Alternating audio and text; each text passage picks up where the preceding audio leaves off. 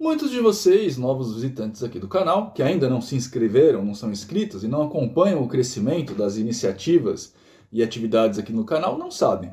Mas eu já fui religioso. Sim, pode apostar, eu já fui religioso, bastante religioso. Eu não posso dizer que eu fui um bom cristão, embora eu tenha feito todas aquelas iniciações típicas, né, como batismo, primeira comunhão, crisma, mas eu ia nessas aulas meio que para poder tocar na banda da igreja e fazer os amigos, né? Agora, depois dos meus 22 anos, eu comecei a frequentar a Umbanda, e aí a coisa mudou de figura. Eu caí de cabeça no estudo da mediunidade, fiz curso na Federação Espírita do Estado de São Paulo, fui médium de incorporação, dei passe por quase 10 anos, até que abri, junto com a minha esposa na época, um terreiro no qual a gente compartilhava a liderança. Nesse tempo de Umbanda, eu comecei a escrever alguns artigos para o blog que, com o tempo, acabou ganhando muita fama, e foi o precursor aqui do canal. E nesse tempo, comecei a ouvir uma coisa que sempre me intrigou. Você diz que fala com espíritos? Isso é esquizofrenia. Hoje, como sou neuropsicólogo, consigo falar bem melhor sobre isso. Então, seja bem-vindo ao primeiro vídeo de 2023. Meu nome é Nino Denani e quero falar com você um pouquinho mais sobre as artes mágicas.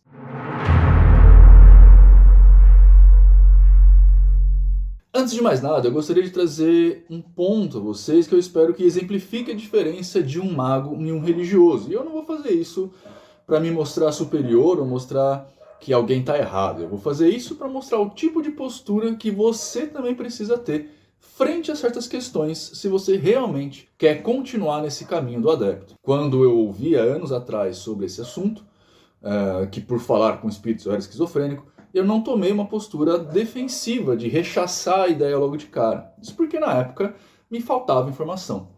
Eu não sabia muito bem o que era esquizofrenia, eu não tinha ferramenta suficiente para afirmar ou negar uma situação dessa e por isso decidi pesquisar a respeito, em vez de agir com violência para com os acusadores, mesmo sabendo que a acusação era só fruto de preconceito. Hoje, acontece uma coisa muito parecida com relação à questão mágica e vocês devem saber do que eu estou falando.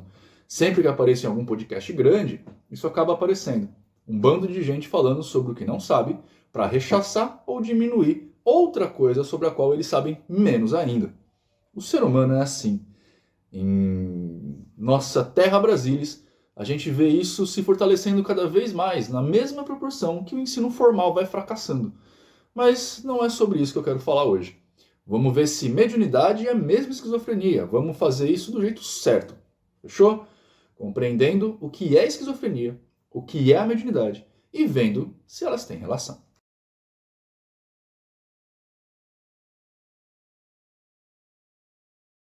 O primeiro desafio dessa nossa peregrinação é definir o que é mediunidade. Isso acontece basicamente porque a mediunidade não é uma ciência, não é uma coisa que se possa medir ou colocar em um aparelho. É basicamente construída de forma cultural por conta de certas crenças pessoais baseado em outros relatos pessoais baseados em incompreensão de fatos ocorridos.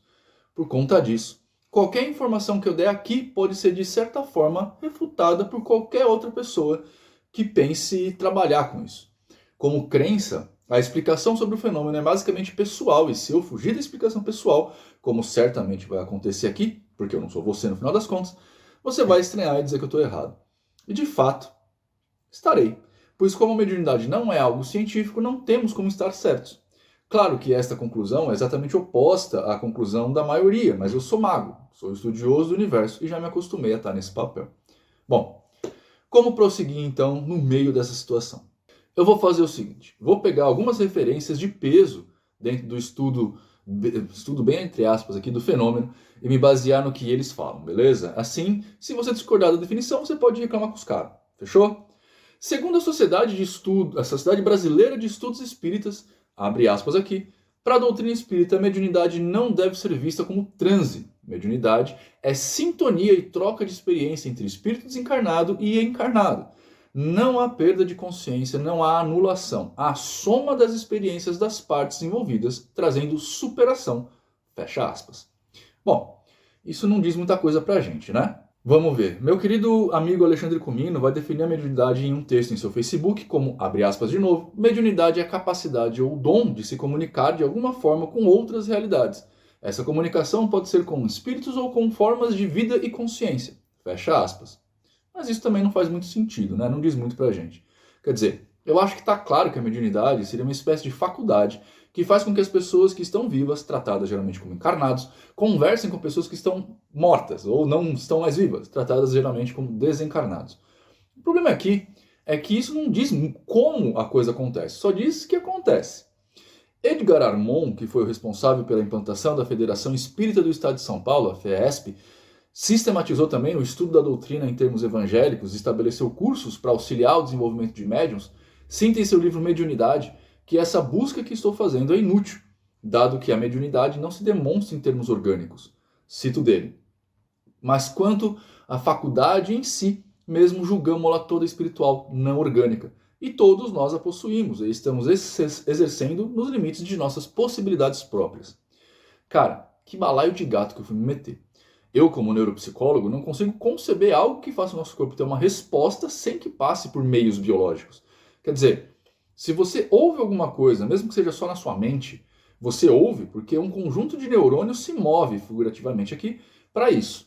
Se seu braço se move, por mais que seja quando alguém te obriga a fazer um movimento, há uma resposta neurológica, ou seja, biológica. Procurei, então, explicações mais abrangentes e não vou enganar vocês, fracassei humilhantemente. Mas eu descobri que eu não estou só nessa questão. Ao analisar alguns estudos acadêmicos, me deparei com um chamado Comunicação com os Mortos, Espiritismo, Mediunidade e Psicografia, trabalho de pós-graduação de Iracilda Cavalcante de Freitas Gonçalves para a Universidade Federal da Paraíba, onde ela dizia, abre aspas, ao iniciarmos o levantamento dos teóricos que já trabalharam sobre o tema em questão, surpreendemos-nos ao descobrir que as nossas suspeitas encontram eco nas falas de teóricos brasileiros que atualmente exercem atividades nesse campo. O interesse das ciências humanas pelo campo religioso espírita é muito recente.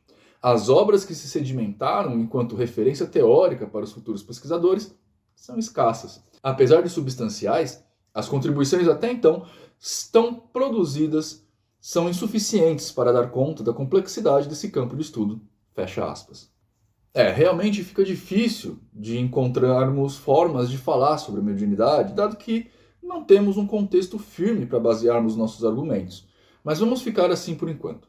Mediunidade é uma espécie de faculdade que todos nós temos e que nos permite comunicar com espíritos. Peguei essa definição do Edgar Armon e também das obras do Kardec, e você pode discordar à vontade, mas se for fazer isso, então faça direito e produza um estudo sobre o assunto, já que a matéria é escassa, beleza?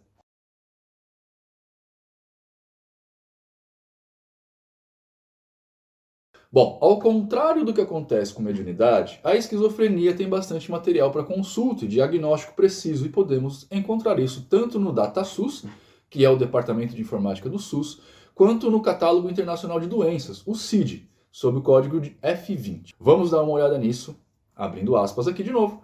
Os transtornos esquizofrênicos se caracterizam em geral por distorções fundamentais e características do pensamento e da percepção, e por afetos inapropriados ou embotados. Usualmente, mantém-se clara a consciência e a capacidade intelectual, embora certos déficits cognitivos passem a evoluir no curso do tempo. Os fenômenos psicopatológicos mais importantes incluem eco de pensamento, a imposição roubo do pensamento, divulgação de pensamento, percepção delirante, ideias delirantes de controle, de influência ou de passividade, vozes alucinatórias que cometem ou discutem com o paciente na terceira pessoa e transtornos do pensamento e sintomas negativos.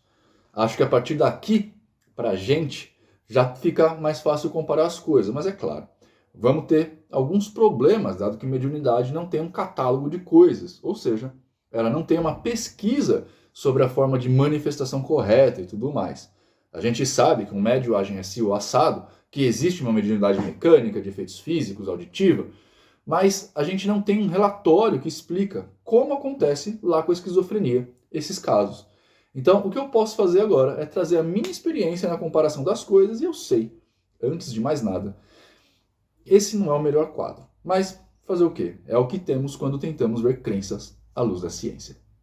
Bom, a esquizofrenia tem quadros bem delineados, como a gente pode ver na descrição agora há pouco, certo? Então a gente pode pegar caso a caso e tentar explicar.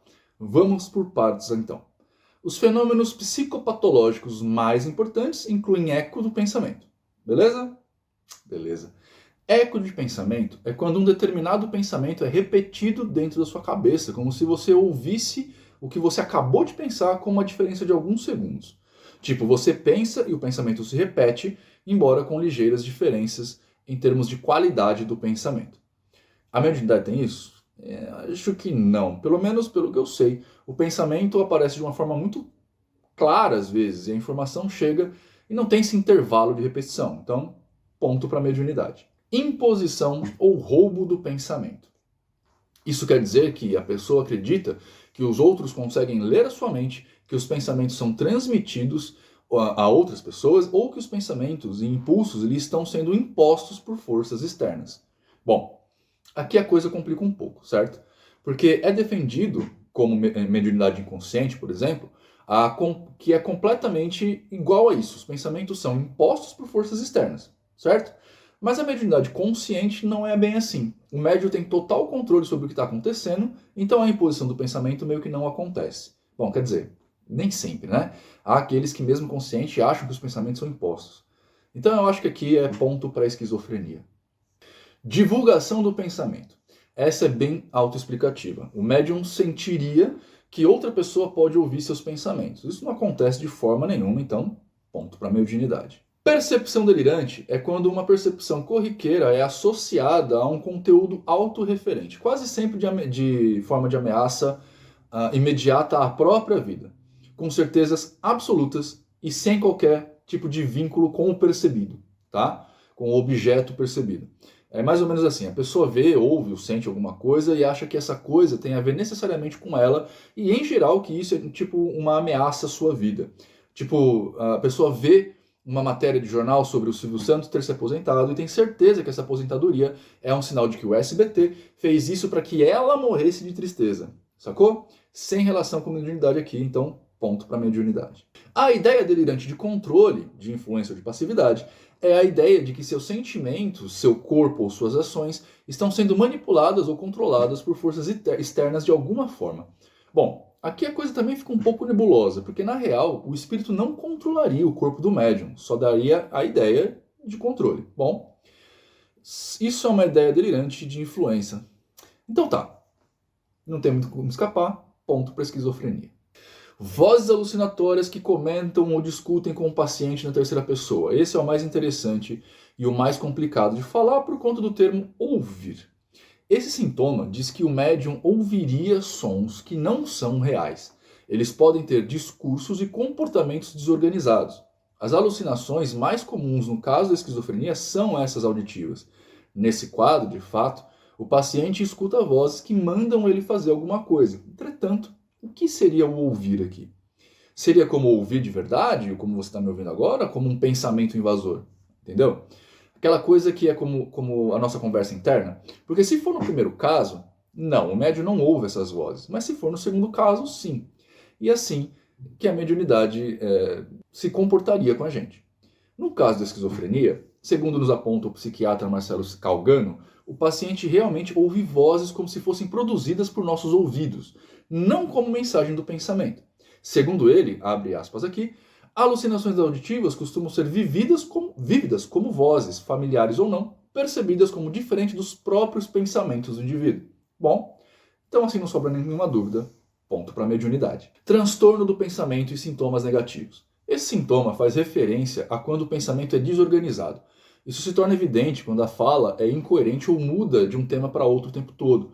A fala pode ser discretamente desorganizada ou ser completamente incoerente e incompreensível. Isso também não acontece no médium. Então, ponto para a mediunidade. Excelente. Qual o nosso placar aqui? 5-2 para a mediunidade, o que quer dizer que dos 7 sintomas básicos para o diagnóstico da esquizofrenia, a mediunidade só preencheria, e aí muito, né, entre aspas, 2 deles, menos da metade.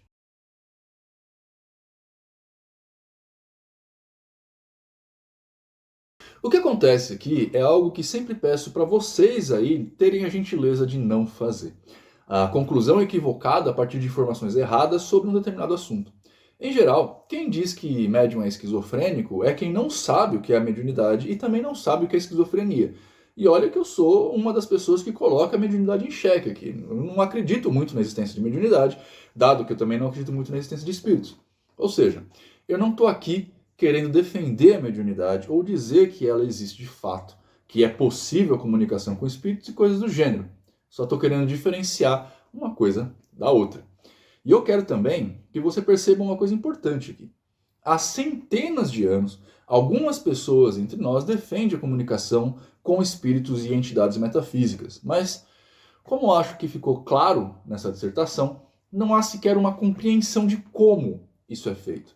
As informações que a gente tem hoje são todas oriundas de experiências pessoais, assim como eu fiz agora, para comparar a mediunidade com esquizofrenia, o que quer dizer que não são dignas de referência, ou seja, que não são espelhos da realidade.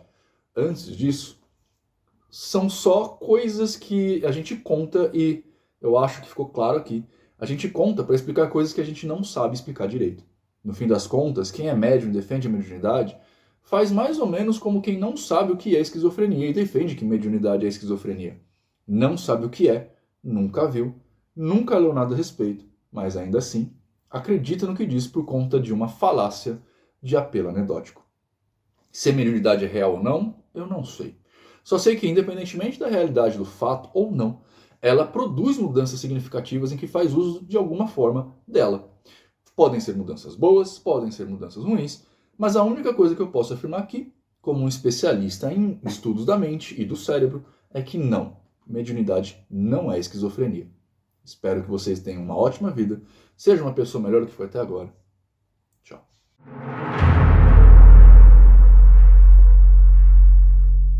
E como sempre, as referências bibliográficas usadas nesse vídeo estão aqui embaixo no campo de descrição, com os respectivos links, nomes e tudo mais. Se você discordou de algum ponto aqui nesse vídeo, você pode entrar em contato direto com os autores dos artigos e fazer um artigo melhor para refutar o que foi dito.